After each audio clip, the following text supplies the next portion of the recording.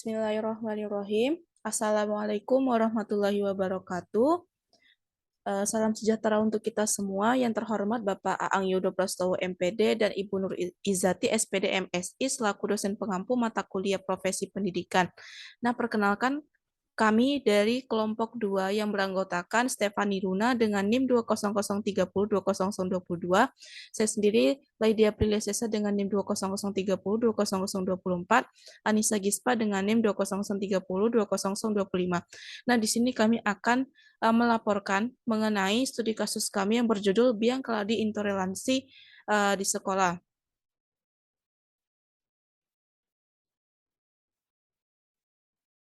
Berikut kami sudah memaparkan sumbernya.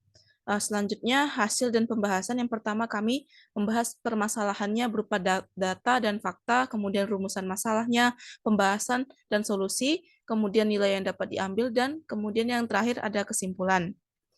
Kita masuk ke pembahasan yang pertama mengenai permasalahan dan fakta.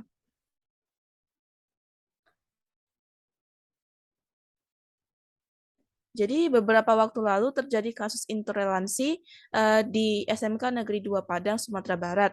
Seorang siswi beragama non-muslim berinisial JCH menolak mengenakan jilbab dan yang diminta oleh pihak sekolah.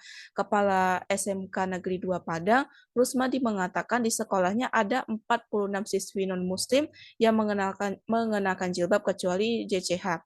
Pada Rabu, terbit surat keputusan bersama Menteri Pendidikan dan Kebudayaan atau Mendikbud, Menteri Dalam Negeri Mendagri, Menteri Agama Menak alias SKB, 3 menteri tentang penggunaan pakaian seragam dan atribut di lingkungan sekolah negeri jenjang pendidikan dasar dan menengah. Kita masuk ke materi yang kedua, itu mengenai rumusan masalah. Jadi, mengapa hal tersebut bisa terjadi? Apa saja faktornya? Jadi, beberapa waktu lalu terjadi kasus intoleransi di SMK Negeri 2 Padang, Sumatera Barat. Seorang siswi yang berinisial JCH beragama non-muslim menolak mengenakan jilbab yang diminta pihak sekolah. Kepala SMK Negeri 2 Padang, Rusmadi, mengatakan jika di sekolahnya ada 46 siswi non-muslim yang mengenakan jilbab kecuali JCH. Jadi, faktor-faktor penyebabnya antara lain itu terdapat serangkaian aturan pendidikan tingkat lokal yang bermuatan intoleransi dan melahirkan diskriminasi sehingga menyudutkan siswa yang berlatar belakang berbeda. Kemudian kurangnya kapasitas pendidik dalam mengenal tata kelola beragaman di sekolah merupakan salah satu penyebab intoleransi eksis di institusi pendidikan. Kemudian pejabat daerah secara egois menafsirkan orientasi pendidikan tanpa menimbang nilai-nilai universal. Hal itu menyebabkan terjadinya pemaksaan yang menjurus ke tindakan diskriminatif. Kemudian yang keempat itu banyak daerah yang menjadikan kearifan lokal sebagai alasan pembuatan aturan yang intoleran. Akibatnya aturan yang dibuat hanya mengakomodir kalangan mayoritas. Yang kelima itu regulasi yang diskriminatif. Misalnya berjilbab bagi orang di luar Islam itu tidak wajib. Tapi karena dikaitkan dengan konteks lokal dan religius, kemudian seperti diwajibkan. Padahal menurut regulasinya tidak wajib. Kemudian faktor penyebab yang lain, penafsiran Undang-Undang Nomor 20 Tahun 2003 tentang Sistem Pendidikan Nasional, Undang-Undang Sisdiknas yang terlalu sempit. Undang-Undang Sisdiknas digiring ke nilai agama tertentu yang menjadi mayoritas. Yang terakhir itu persoalan konservatif agama. Pandangan itu membuat pendidik kurang peduli terhadap siswa yang berasal dari agama minoritas. Kemudian mengenai pembahasan dan solusi akan dijelaskan oleh Stefani Luna. Kepada Stefani, dipersilahkan. Baiklah, terima kasih kepada moderator. Di sini saya akan membahas terkait solusi, pembahasan dan solusi, yaitu solusi alternatif pemecahan, perlakuan, evaluasi, dan tindak lanjut. Adapun solusi yang dapat kami tawarkan yaitu sebagai berikut. Mengenai perlakuan, yaitu sudah seharusnya pemerintah pusat perlu secara tegas dengan segala aturan pendidikan di daerah yang menyimpang dari UU Sisdiknas atau justru yang terang-terangan memupuk intoleransi. Disarankan pemerintah pusat tidak cuma duduk manis mengawasi guru dengan menyerahkan sepenuhnya kepada pemerintah daerah, dan sudah seharusnya kepala sekolah memasukkan aspek indikator toleran dalam rekrutmen guru, dan juga kepala sekolah harus bertindak tegas jika kasus tersebut terjadi. Sebagai kepala sekolah dapat memberikan sanksi yang tegas kepada guru yang menyeleweng dari kompetensi sosial seorang guru yang seharusnya. Kemudian yang kedua yaitu evaluasi. Nah, upaya guru dalam meningkatkan profesionalisme yaitu wajib memenuhi keempat kompetensi seorang guru, termasuk salah satunya ialah kompetensi sosial. Untuk itu, kedepannya perlu upaya-upaya untuk upgrade kompetensi sosial guru di setiap jenjang pendidikan. Agar manifestasi pelaksanaannya tercapai, maka diharuskan setiap aspek-aspek atau indikator dari kompetensi sosial tersebut harus terlaksana agar tujuan dari kompetensi sosial tersebut juga dapat tercapai dan mengalami keberhasilan. Oleh karena itu perlu dievaluasi kasus-kasus intoleran yang seringkali atau kerap kali terjadi dan diberikan solusinya. Adapun alternatif pemecahan dan tindak lanjut, yang pertama yaitu berdasarkan kasus tersebut, yang pertama diterbitkannya surat keputusan bersama Menteri Pendidikan dan Kebudayaan atau Mendikbud, Menteri Dalam Negeri, Mendagri, dan Menteri Agama, Menak, yang mencakup 6 keputusan utama, dan salah satu poinnya adalah keharusan bagi pemerintah daerah dan kepala sekolah untuk mencabut aturan soal kewajiban maupun larangan penggunaan seragam atau atribut keagamaan di lingkungan sekolah negeri. Yang kedua yaitu mendorong agar program terkait perbaikan manajemen guru mulai dari perekrutan, pendidikan, dan pelatihan benar-benar menjadi fokus pemerintah seperti yang dikatakan oleh Hetifah.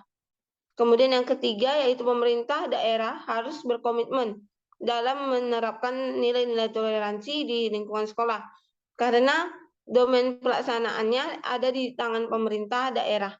Untuk menekan intoleransi di sekolah, perlu kecakapan dalam mengelola keberagaman. Selain itu, karakter juga masih dianggap kurang penting menjadi indikator pendidikan. Akibatnya, ada pendidik yang bermental intoleran. Kemudian yang keempat, yaitu memberikan pendampingan kepada sekolah dan pemerintah daerah agar bersikap toleran lebih solutif ketimbang menjatuhkan sanksi. Next.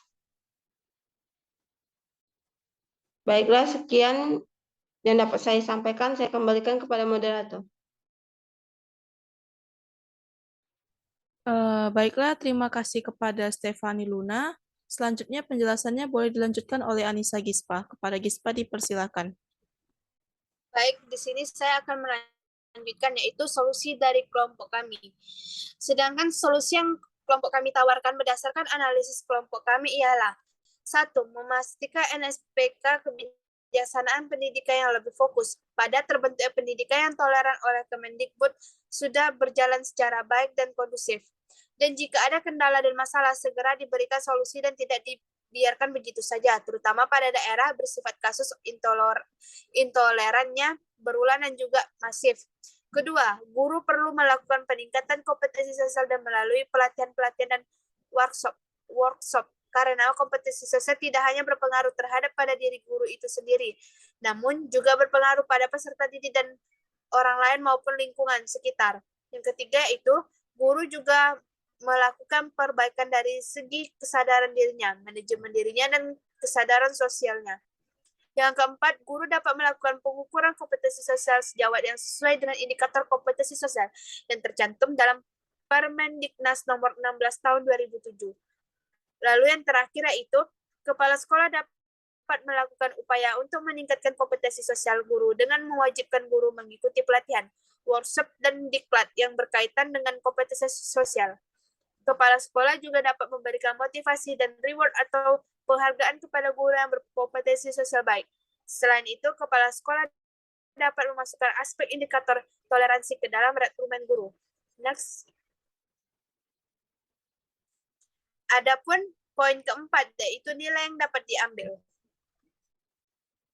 Nah, dari kelompok kami, yaitu nilai yang dapat diambil menurut kelompok kami, nilai sosial dan nilai moral yang seharusnya guru secara kompetensi sosial sudah berkewajiban dapat memahami dirinya sebagai bagian yang tak terpisahkan dari masyarakat, yang artinya guru tersebut harus memberikan dampak dan pengaruh yang positif bagi masyarakat, dan sebagai guru juga harus dapat mengembangkan tugas sebagai warga negara dan anggota masyarakat yang mana harus saling menghormati, menghargai, atau toleransi, dan tidak melakukan diskriminasi terhadap apapun status sosial peserta didiknya.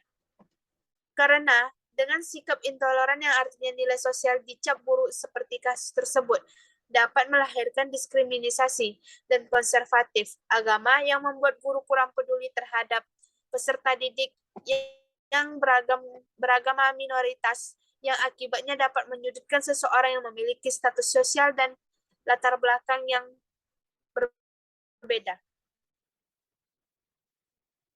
Baik, poin akhir yaitu kesimpulan.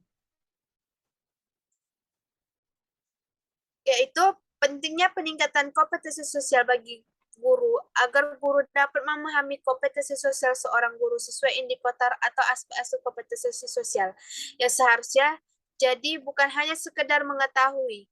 Dengan peningkatan kompetensi sosial tersebut juga akan mendapat membantu para guru untuk berinteraksi kepada peserta didiknya. Sikap intoleransi dapat membuat seorang guru membeda-bedakan status sosial peserta didik yang dapat melahirkan diskriminasi dan konservatif agama yang menunjukkan guru kurang peduli dengan peserta didik yang beragama minoritas, dan hal ini merupakan wujud dari rendahnya kompetensi sosial seorang guru tersebut. Sikap intoleran yang dilakukan oleh guru dapat berakibat menumpuk rasa kebencian peserta didik yang bisa membuat peserta didik melakukan hal serupa yang dilakukan oleh guru dan bahkan lebih kejam. Baik, sekian dari saya kembalikan ke moderator. Baik, terima kasih atas penjelasannya. Nah, itu tadi adalah penjelasan terakhir mengenai laporan studi kasus yang berjudul Biang Keladi Intoleransi di Sekolah. Mohon maaf atas segala kurangnya. Akhir kata, billahi taufiq wal hidayah. Wassalamualaikum warahmatullahi wabarakatuh.